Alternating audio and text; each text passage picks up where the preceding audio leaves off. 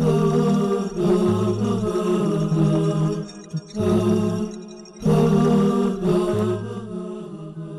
brothers and sisters, pilgrims to the Holy Land, Assalamu alaikum wa rahmatullahi wa barakatuh. And congratulations for this great blessing that Allah has given you, going to Hajj. The person who's going to Hajj might be encountered, or the possibility of encountering more problems, medical problems and diseases is higher. That's because of many factors, mainly because the place there is very populated. And of course, the diseases which could be transmitted by skin contact or airborne diseases could be transmitted in the very populated places more.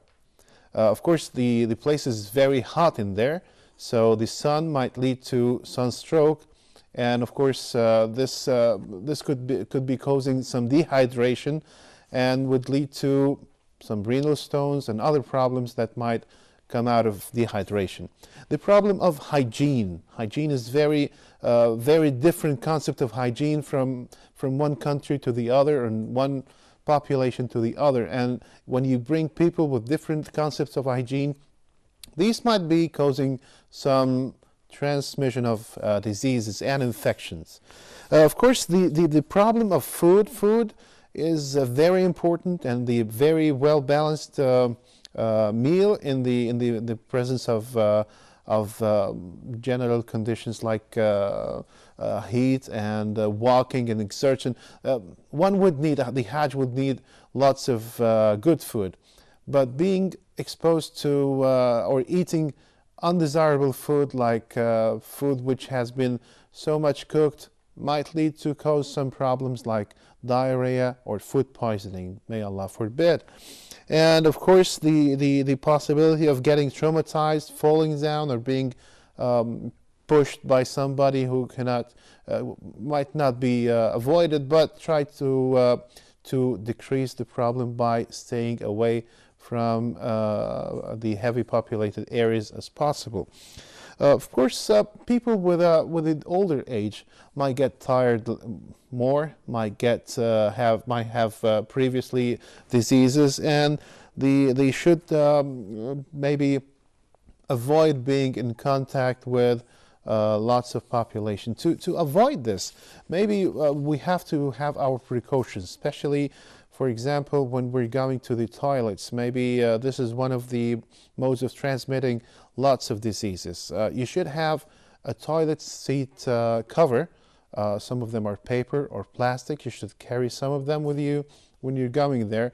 You should have your own disinfectant, and I would recommend the spray disinfectants. You can have 1 or 2 bottles with you. You spray them on the toilet seat, and of course, you should have your own belongings. You should have your own towel. You should have your own clothes. And one of the very important things is when doing the shaving, the head shaving for the men, you should have your own razor and scissors, because using other people's scissors could transmit very dangerous disease like hepatitis or AIDS. Food is very important, as I said. You should have fruits, you should have vegetables, and the best food is that hasn't been cooked, overcooked, or processed. Dry food is much better, and of course this would decrease the need to go to the bathroom or the toilet. And you should have the mask.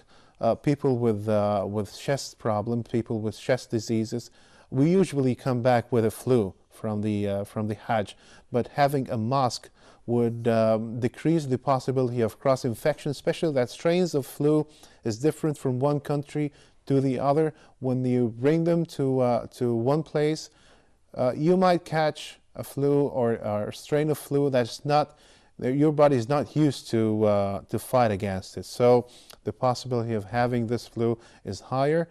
Try to have mask. And of course, very important issue is fighting the heat. You should have an umbrella. You should have eyeglasses. The time when you can have a sunscreen lotion, you should do that. And of course, you should have plenty of water and lots of salt in your diet. Of course, we wish you all a very pleasant and happy time in the Hajj. May Allah bless you. May Allah accept from you. And please do not forget to make dua for us and all the crew here in the Huda TV and our families. Assalamu alaikum wa rahmatullahi wa barakatuh.